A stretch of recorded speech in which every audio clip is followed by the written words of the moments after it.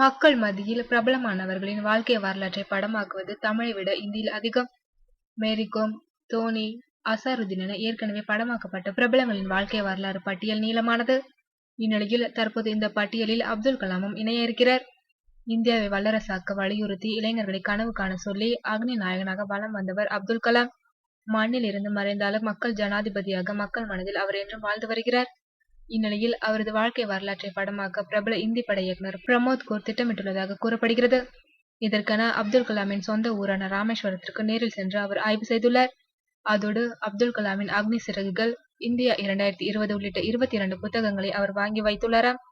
அவற்றை படித்தும் நேரில் ஆய்வு செய்தும் கலாமின் வாழ்க்கை வரலாற்றை அவர் படமாக்க திட்டமிட்டுள்ளார். இந்த படத்தில் அப்துல் கலாம் வேடத்தில் இர்ஃபானை நடிக்க வைக்க பிரமோத் விருப்பம் தெரிவித்துள்ளார். இர்ஃபானை விட வேறு யாரும் இந்த வேடத்திற்கு பொருத்தமாக இருக்க மாட்டார்கள் என்பது அவரது நம்பிக்கை.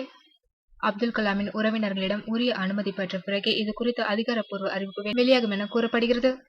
ஏற்கனவே அப்துல் கலாம் பெயரில் கட்சி தொடங்கிய அவரது ஆலோசகர் பொன்ராஜுக்கு எதிராக கலாம் குடும்பத்தார் வழக்கு தொடர்ந்துள்ளது குறிப்பிடத்தக்கது.